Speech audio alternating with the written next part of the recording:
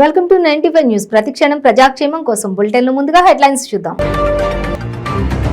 విశాఖ నగరంలో పలు అభివృద్ధి కార్యక్రమాల్లో పాల్గొన్న ఏపీ సీఎం జగన్ ప్రభుత్వం నుండి సహాయ సహకారాల కోసం ఎప్పుడైనా తనని నేరుగా సంప్రదించవచ్చని వెల్లడి. ఐఎన్ఎస్ సర్కర్స్ లో commanding in chief vice admiral Biswajit Das Gupta pull out పదవి విరమణ వేడుక. భారత నౌకాదళంలో 38 ఏళ్ల సుదీర్ఘ సర్వీసును కొనసాగించినట్టు నేవీ వర్గాల స్పష్టం. శ్రీకాకుళం మున్సిపల్ కార్పొరేషన్ కార్యాలయంలో అవినీతి నిరోధక శాఖ దాడులు. లంచం తీసుకుంటుండగా రెడ్ హ్యాండెడ్ గా పట్టుబడ్డ రెవెన్యూ ఇన్స్పెక్టర్. పోతురాజుగూరు గ్రామ సమీపంలోని అటవీ ప్రాంతంలో వింత సంఘటన. వేప చెట్టు నరుకుతూ ఉండగా అకస్మాత్తుగా ఉబికి వచ్చిన వేప చెట్టు నుండి నీరు.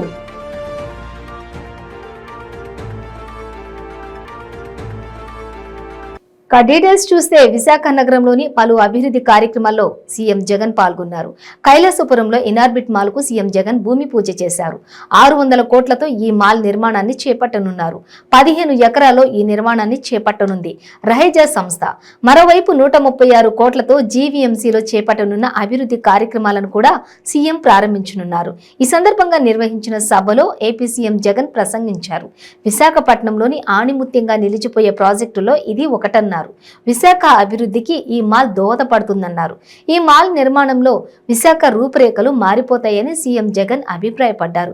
ఇనార్బిట్ మాల్ నిర్మాణంతో 8,000 మందికి ఉపాధి లభ్యం కానుందని సీఎం జగన్ చెప్పారు. 2.5 ఎకరాలను ఐటీ కోసం కేటాయిస్తామని సీఎం హామీ ఇచ్చారు. 5 స్టార్ హోటళ్లు కూడా నిర్మించేందుకు రహేజా గ్రూప్ ఆసక్తిగా ఉందని సీఎం జగన్ చెప్పారు. రహేజా గ్రూప్ నకు ప్రభుత్వం అన్ని రకాలుగా సపోర్టును ఇవ్వనున్నట్లుగా సీఎం హామీ ఇచ్చారు. ప్రభుత్వం నుండి సహాయ సహకారాల కోసం ఎప్పుడైనా తనను నేరుగా సంప్రదించవచ్చని సీఎం జగన్ చెప్పారు. ఏ విషయమైనా తనకు ఒక్క ఫోన్ చేస్తే సరిపోతుందన్నారు. విచ్చేసిన గౌరవనీయులు మన ముఖ్యమంత్రి శ్రీ వైఎస్ జగన్మోహన్ రెడ్డి గారు విచ్చేశారు. శంకుస్థాపన కార్యక్రమం పూజ చేసి శిలాఫలకాన్ని ఆవిష్కరించి ఈ వేదిక మీదకి రానున్నారు మరికొద్ది క్షణాల్లో. Success story spanning 4 decades and stands today as one of India's leading developers, having pioneered the concepts of self-contained townships and commercial business districts in the country. Premeditating the changes in the industry, the company continually crafts state-of-art spaces to meet the ever-changing demands of the market.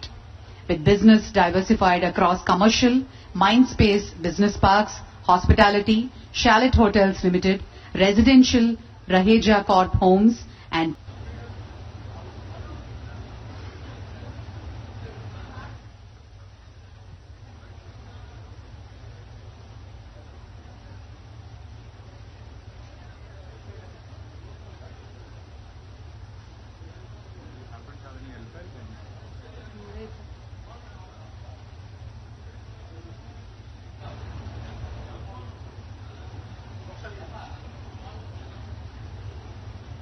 minute to minute.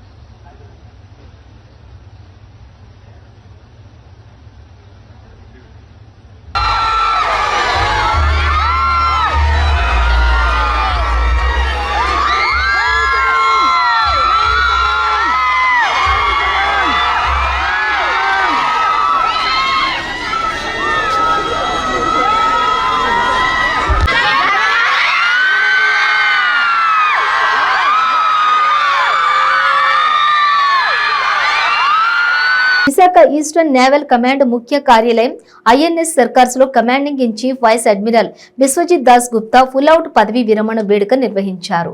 ఉదయం Visakhapatnam naval base Circars parade మైదానంలో గౌరవ సూచకంగా నౌకాదళ అధికారులు, defence security guards నుంచి గౌరవ వందనం స్వీకరించారు.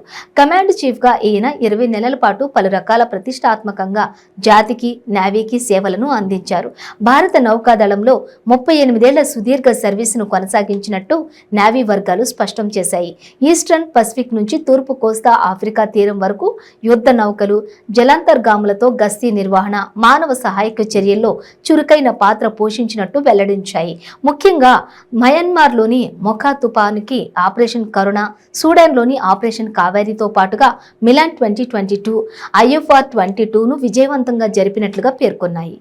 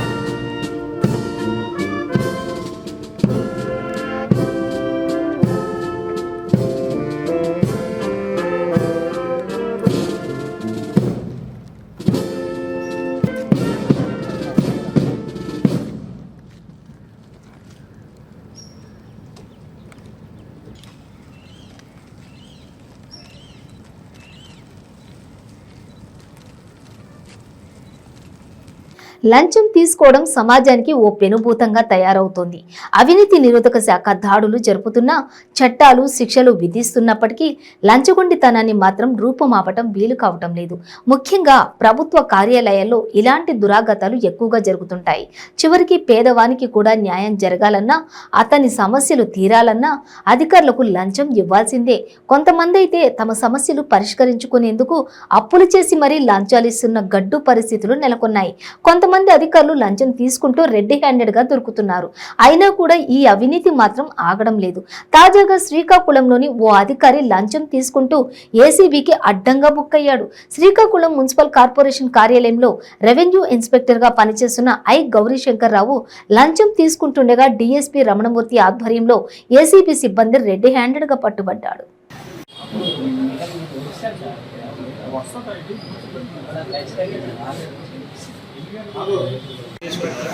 అందరూ ఉన్నారండి, వెళ్ళిపోతున్నారు, అయిపోయింది తీసేసుకున్నారు. 20,000 అమౌంట్. గౌరీ శంకర్ మీరు ఎక్కడ ఉన్నారు?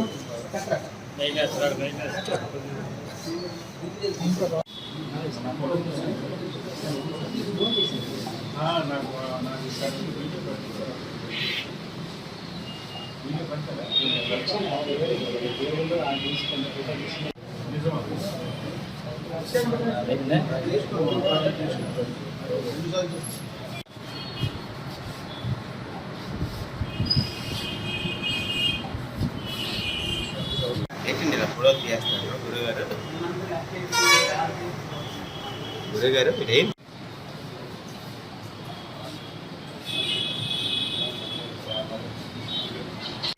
పరిధిలో శ్రీకాకుళం టౌన్ ఏరియా హట్కో కాలనీలో నివాసం ఉంటున్నటువంటి రిటైర్డ్ టీచర్ ఒక ఆయన సంబంధించి 293 గజముల ఖాళీ స్థలం ఉంది ఆయనకి. సదరు ఆ ఖాళీ స్థలం ఉన్నప్పుడు అతను ఇల్లు కట్టుకోవడానికి ప్లాన్ చేసుకున్నారు. సో ఇల్లు కట్టుకోవాలంటే ఆ వేకెంట్ ల్యాండ్ ట్యాక్స్ ఇంపోజ్ చేయాలి మున్సిపల్ కార్పొరేషన్ అథారిటీ వాళ్ళు శ్రీకాకుళంలో.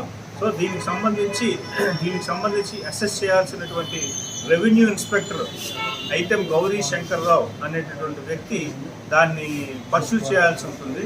సో ఎంత వేకెంట్ ల్యాండ్ ట్యాక్స్ ఇంపోజ్ చేయాలి, ఎంత అతను ఫిర్యాదుదారులు ఎంత. ప్రకాశం జిల్లా అద్దవీడు మండలం పోతురాజుటూరు గ్రామ సమీపంలోని అటవీ ప్రాంతంలో వింత సంఘటన చోటు చేసుకుంది. స్థానికులు ఓ వేప చెట్టును నరుకుతూ ఉండగా అకస్మాత్తుగా వేప చెట్టు నుండి నీరు ఉబికి వచ్చింది.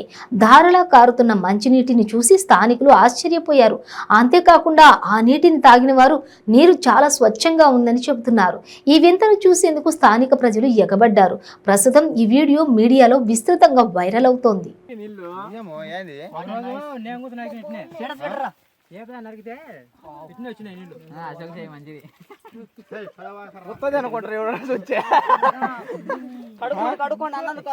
ఫస్ట్ నీళ్ళ కోసం వాదం అనుకుంటుండరా.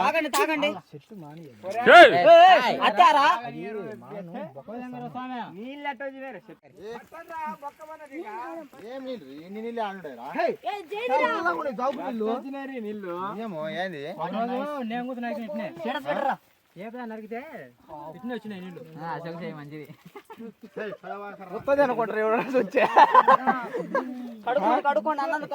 అనుకుంటారు ఫస్ట్ నీళ్ళ కోసం వాదం అనుకుంటుండరా.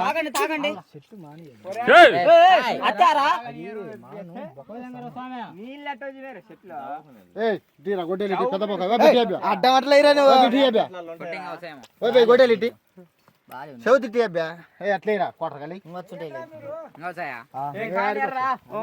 రాజకీయ ఎదుగుదల కోసం ఎన్టీఆర్ ని వంచిన చంద్రబాబు లక్ష్మీ పార్వతిని అడ్డు పెట్టుకుని ఎన్టీఆర్ కు ద్రోహం చేసి సీఎం పదవిని దక్కించుకోలేదా అని ప్రశ్నించారు ప్రభుత్వ chief whip Gadikota Srikanth Reddy. TDP నేత చంద్రబాబుపై తీవ్ర స్థాయిలో ధ్వజమెత్తారు. దేశంలోనే సీనియర్ నని చెప్పుకునే చంద్రబాబు ఏనాడైనా నేతగా వ్యవహరించారా అంటూ మండిపడ్డారు. తమ ప్రభుత్వంపై బురద జల్లేందుకు చంద్రబాబు టీడీపీ నేతలు రకరకాల కుట్రలు పన్నుతున్నారని, ఇంకెన్నాళ్ళు ఈ కుట్రలు జరుగుతాయంటూ ధ్వజమెత్తారు. చంద్రబాబు నాయుడు గారు రాయలసీమ ప్రాజెక్టుల యాత్ర అని పెట్టి ఈరోజు వస్తాడట. వచ్చే ముందు తనని సూటిగా కొన్ని ప్రశ్నలు అడగదలుచుకున్నాం. గతంలో కూడా తన కొడుకుకు ఒకటి చెప్పాను, రాయలసీమ వదిలిపోయేటప్పుడు మీరు చేసినటువంటి అవమానాలకు మీ ముక్కు నేల కాలించి క్షమాపణ చెప్పిపోయా రాయలసీమ అయిపోయేటప్పుడు అని చెప్పి. ఈరోజు తండ్రికి కూడా ఒకటి చెప్తాను చంద్రబాబు నాయుడు గారికి. ఈయన ప్రాజెక్టుల గురించి మాట్లాడుతుంటే ఎలా ఉంటుందంటే, గతంలో రాజశేఖర్ గారు ఒక మాట అనేవాడు, కన్న తల్లికి చీర కొనిచ్చిన వాడు పిన్నమ్మకు బంగారు గాజులు ఇస్తాడట అని. ఎవరికో పుట్టినటువంటి బిడ్డను ముద్దాడినట్టుంది నా బిడ్డ అని చెప్పి చంద్రబాబు నాయుడు గారు.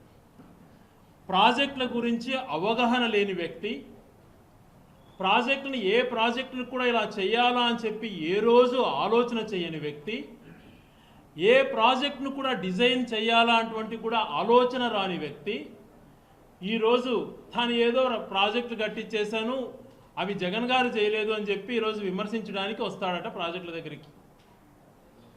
ఈ వ్యక్తికి 4 ప్రశ్నలు వేస్తున్నాం.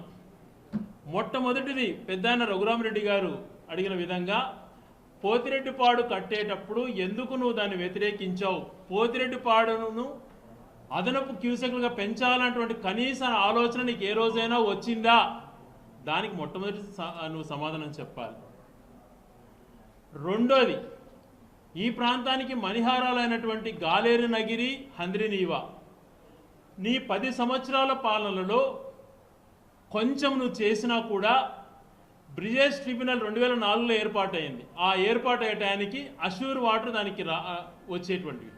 అష్యూర్ వాటర్ రాకపోవడానికి గల కారణం 10 సంవత్సరాలు నువ్వు ముఖ్యమంత్రిగా ఉండి నిర్లక్ష్యం చేసినందుకు. ఇది వాస్తవమా కాదా? మరి చంద్రబాబు నాయుడు గారు హంద్రినీవాని నీ జీవో రూపంలో 1998లో 40 టీఎంసీలు చేయటానికి ఆంధ్రప్రదేశ్ రాష్ట్రం అప్పులపైన పార్లమెంట్లో కేంద్ర ఆర్థిక మంత్రి సమాధానంపై బీజేపీ రాష్ట్ర అధ్యక్షురాలు దగ్గుపాటి పురంధేశ్వరి వివరణ ఇచ్చారు. ఆంధ్ర రాష్ట్ర ప్రజలకు నా నమస్కారం. ఇవాళ ఆంధ్ర రాష్ట్రంలో ఒక విచిత్రమైనటువంటి పరిస్థితిని మనం అందరం కూడా చూస్తున్నాం. నిజాయితీగా, పారదర్శకతతో, జవాబుదారీతనంతో పరిపాలన అందివ్వాల్సినటువంటి ప్రభుత్వం ఇవాళ తాను చేసినటువంటి తప్పిదాన్ని కప్పిపుచ్చుకోవటానికి మల్లగుల్లలు పడుతున్నటువంటి పరిస్థితి మనం అందరం కూడా గమనిస్తున్నాం. నిన్న పార్లమెంట్ సభ్యులైనటువంటి రఘురామకృష్ణంరాజు గారు వారు ఆంధ్ర రాష్ట్రానికి సంబంధించినటువంటి అప్పుల గురించి ఒక ప్రశ్నని లేవనెత్తడం జరిగింది. దానికి జవాబిస్తున్నటువంటి నేపథ్యంలో నిర్మలా సీతారామన్ గారు చెప్పినటువంటి విషయం, 2019వ సంవత్సరంలో అంటే తెలుగుదేశం ప్రభుత్వం అధికారాన్ని కోల్పోయే సమయానికి 2,64,451 కోట్ల అప్పు భారం రాష్ట్రంపై మిగిల్చి వెళ్ళినట్లయితే క్రమేణా అప్పు భారం పెరుగుతూ 2023వ సంవత్సరానికల్లా అది 4,41,472 కోట్లకి పెరిగిందని చెప్పి వారు తెలియజేసినటువంటి విషయం. అంటే అంతకు ముందు వైఎస్ఆర్సీపీ అధికారంలోకి రాకముందు ఉన్నటువంటి అప్పును గనక మనం మినహాయించినట్లయితే ఈ 4,41,472 కోట్ల నుండి ఈ 4.5 సంవత్సరాల్లో వైఎస్ఆర్సీపీ ప్రభుత్వం చేసినటువంటి అప్పు కృష్ణా జిల్లా గుడివాడ నియోజకవర్గం గుడివాడ ఎన్టీఆర్ కాలనీకి చెందిన వాసా నవీన్ అనే యువకుడు హిమాచల్ ప్రదేశ్ లోని 14,000 అడుగులు ఎత్తు కలిగిన బ్రేగ్ శిఖరాన్ని ఎక్కి భారత జాతీయ జెండాతో పాటు జనసేన పార్టీ జెండాని కూడా ఎగరవేసి జనసేన కీర్తి ప్రతిష్టలను పెంచారని జనసేన పార్టీ గుడివాడ నియోజకవర్గం అధ్యక్షులు బూరగడ్డ శ్రీకాంత్ అన్నారు. జనసేన పార్టీ కార్యాలయంలో జనసేన నాయకులు వాసా నవీన్ ను ఘనంగా సన్మానించారు. ఈ సందర్భంగా శ్రీకాంత్ మాట్లాడుతూ పవన్ కళ్యాణ్ ఇలాంటి సాహసాలు చేసే వ్యక్తులను ప్రోత్సహించి అభినందించే వ్యక్తి అని, పవన్ కళ్యాణ్ ను స్ఫూర్తిగా తీసుకుని నవీన్ ఈ శిఖరాన్ని ఎక్కడం జరిగిందని అన్నారు. భవిష్యత్తులో నవీన్ మరిన్ని విజయాలు సాధించాలని జనసేన పార్టీ తరపున కోరుతున్నట్లు శ్రీకాంత్ అన్నారు. శిఖరాన్ని అధిరోహించిన వాసా నవీన్ మాట్లాడుతూ తాను శిఖరాన్ని ఎక్కుతున్న విషయాన్ని అనేక మంది అభినందించి ప్రోత్సహించారని, అందరూ జాతీయ జెండాను ఎగరవేస్తుంటే తాను జాతీయ జెండాతో పాటు జనసేన జెండాను కూడా ఎగరవేయడం జరిగిందని అన్నారు. నాకు ఈ ఆలోచన ఎలా వచ్చిందంటే, నాకు వెళ్ళాలని ఎప్పుడో కోరిక ఉన్నది. మా ఫ్రెండ్కి చెప్తే వెళ్దాం బావా అని చెప్పి నన్ను వెనకాల అందరిని చూసి నన్ను వెనకాల తీసుకెళ్ళాడు. అక్కడికి వెళ్ళినాక అందరూ జాతీయ జెండా ఎగరేస్తాం చూశాను. నా జాతీయ జెండాతో పాటు మన జనసేన జెండా కూడా ఎగరాలని ఎంతో ఆశతో నా జెండా ఎగరేయగలిగాను. ఇది అందరూ అక్కడికి వెళ్ళొచ్చిన తర్వాత ఇది అలా ఈ ఆలోచన నాకు రాలేదు, ఇంత ఇలా గ్రాండ్గా ఉంటుందని. నేను ఆయన మీద అభిమానంతో ఈ జెండా ఎగరేసాను. ఈ జెండా కారణం మా త్రినాథ్ అన్న కూడా ఉన్నాడు. ఎల్లు తమ్ముడు ఇలాంటి పనులు ఇంకెన్నో చేయాలని నన్ను వెనకాల ఎంతో మోసించాడు. అలాగే నా ఫ్రెండ్ సర్కిల్ కూడా నన్ను చాలా, నేను డబ్బులు ఉన్నవాడిని కాదు, నా వెనకాల నా ఫ్రెండ్స్ కూడా తాలకు అందరూ సాయంతో నన్ను ఇంత దూరం పంపించారు. అందుకే అందరికీ కృతజ్ఞతలు తెలుపుకొని అవకాశం వచ్చినందుకు అందరికీ నేను రుణపడి ఉంటానని తెలియజేసుకుంటూ, మా బొరగడ్డ శ్రీకాంత్ అన్న ఇలాగే మమ్మల్ని అందరినీ కుర్రోళ్ళందరినీ ఇలా ముందుకు తీసుకొస్తారని అంత ఆశిస్తూ సెలవు తీసుకుంటున్నాను. అందరూ జై హింద్, జై హింద్. నమస్కారం. గుడివాడ జనసేన సైనికుడు, అలాగే మన ఎన్టీఆర్ కాలనీ నివాసి అయినటువంటి వాసా నవీన్ అనే ఈ యువకుడు మన హిమాచల్ ప్రదేశ్లోని బ్రిగు లేక్ సుమారుగా 14,000 అడుగులు 4,300 మీటర్లని 4 రోజుల పాటు అధిరోహించి జనసేన పార్టీ మీద, పవన్ కళ్యాణ్ గారి మీద అభిమానంతో 14,000 అడుగులు పైకెళ్ళి అక్కడ జనసేన పార్టీ యొక్క జెండాని, అలాగే భారతదేశపు జెండాని ఎగరేసి భారతదేశం మీద అభిమానాన్ని, ఫ్యాన్సీ డ్రెస్సులు, చిట్టిపొట్టి నడకలతో చిన్నారులు, సాంప్రదాయ వస్త్రాలు, పాశ్చాత్య దుస్తులతో మహిళలు అలరించారు. క్లాసిక్ ఎంటర్టైన్మెంట్స్ సంస్థ ఆధ్వర్యంలో విశాఖలో star kids 2023, star Andhra Pradesh 2023 fashion show grand finale నిర్వహించారు. 2 విభాగాల్లో ఈ పోటీలకు రాష్ట్ర వ్యాప్తంగా 68 మంది మహిళలు, చిన్నారులు హాజరయ్యారు. వీరిలో ఫైనల్స్ కు చేరిన అభ్యర్థుల మధ్య పోటీ ఉత్సాహభరితంగా నిర్వహించారు. విజేతలకు ముఖ్య అతిథులుగా విచ్చేసినటువంటి Bigg Boss fame Anil Rathod, న్యాయ నిర్ణేతలుగా వ్యవహరించిన Mister Olympia Arun Pal, Miss India 2022 సంతోషిని విజేతలకు బహుమతులను ప్రదానం చేశారు. స్టార్ ఆంధ్రప్రదేశ్ సీజన్ పోటీల్లో భాగంగా నిర్వహించిన ఫ్యాషన్ షోలో సుమారుగా 5,000 మంది యువతీ యువకులు ఆడిషన్స్ కు వచ్చారని, కేవలం 64 మందిని ఎంపిక చేసినట్లు నిర్వాహకులు చెప్పారు. ఈ సందర్భంగా చిన్నారులు ఫ్యాషన్ దుస్తులతో, మహిళలు సాంప్రదాయ చీరకట్టు, పాశ్చాత్య వస్త్రధారణతో తమదైన హావభావాలు ప్రదర్శిస్తూ చేసినటువంటి ర్యాంప్ వాక్ విశేషంగా ఆకట్టుకుంది. ప్రముఖ ప్రొఫెషనల్ మోడళ్లకు ఏమాత్రం తీసిపోనట్టు చేసిన ప్రదర్శన అందరినీ కూడా అబ్బురపరిచింది. ఈ సందర్భంగా క్లాసిక్ ఎంటర్టైన్మెంట్స్ నిర్వాహకులు నందిని గొల్లూరి, సువ్వాడ రోహిత్ మాట్లాడుతూ స్టార్ కిడ్స్ 2023, స్టార్ ఆంధ్రప్రదేశ్ 2023 పోటీలకు విశేష ఆదరణ లభించిందన్నారు. ఉత్సాహం, ప్రతిభ గల వారికి తమ సంస్థ ద్వారా అవకాశం కల్పిస్తున్నట్లు తెలిపారు.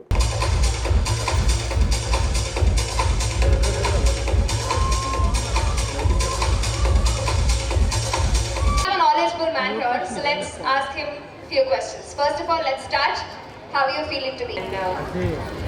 I think I have started my journey when I was a kid, and from kids to preteen, from preteen to teen, and from teen to miss. My journey has been started with a small step when I was a kid. My mother took me to competitions like this, and I think that's a big deal that we are getting platforms, like you guys are getting platforms like this to showcase your talent. That will definitely boost you to compete at an international and national platforms. So it has started from then. I'm very thankful to my parents. Like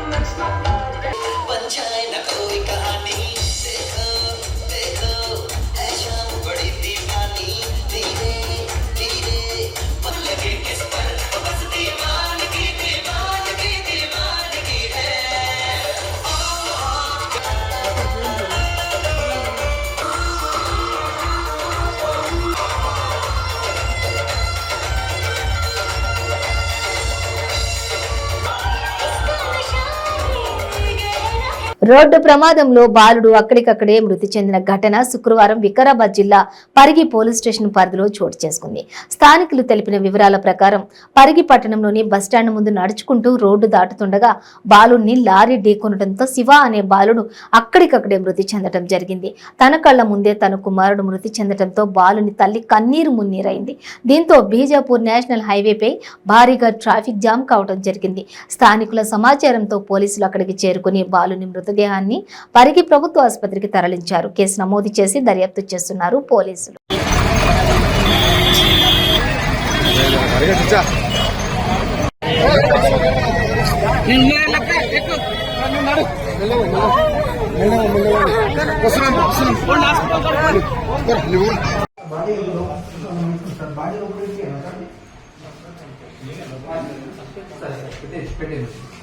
సరే అన్న మీరు చేయండి.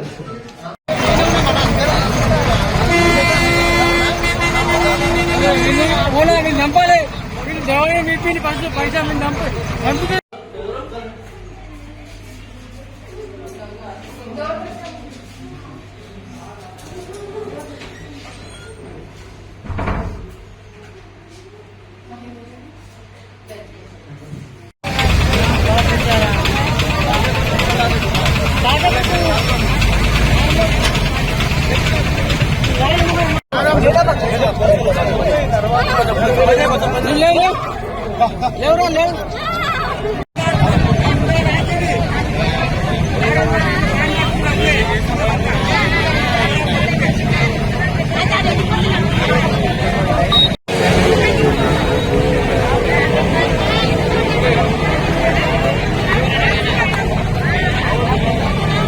పార్వతీపురం మన్యం జిల్లా గుమ్మలక్ష్మీపురం మండలం గోయిపాక గ్రామ సమీపంలో brake fail అయి auto బోల్తా పడింది.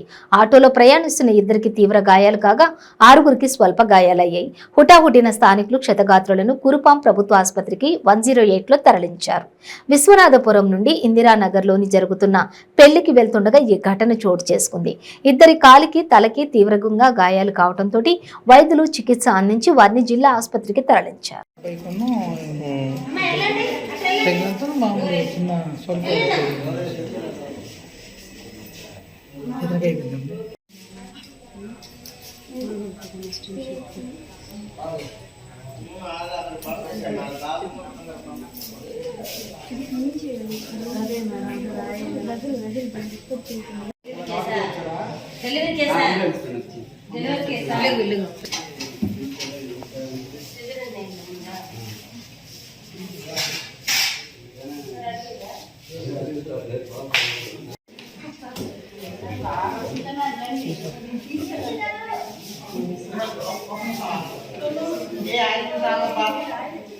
బులెటిన్ ముగించే ముందు హెడ్లైన్స్ మరోసారి.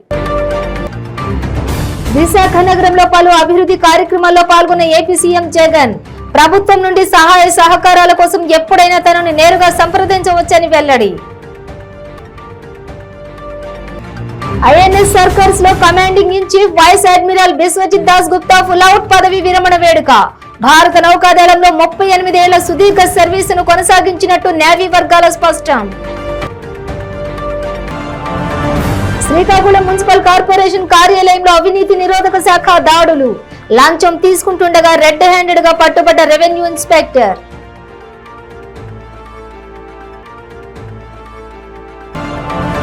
పోతురాజుటూరు గ్రామ సమీపంలోని అటవీ ప్రాంతంలో వింత సంఘటన. వేప చెట్టు నరుకుతూ ఉండగా అకస్మాత్తుగా ఉబికి వచ్చిన వేప చెట్టు నుండి నీరు.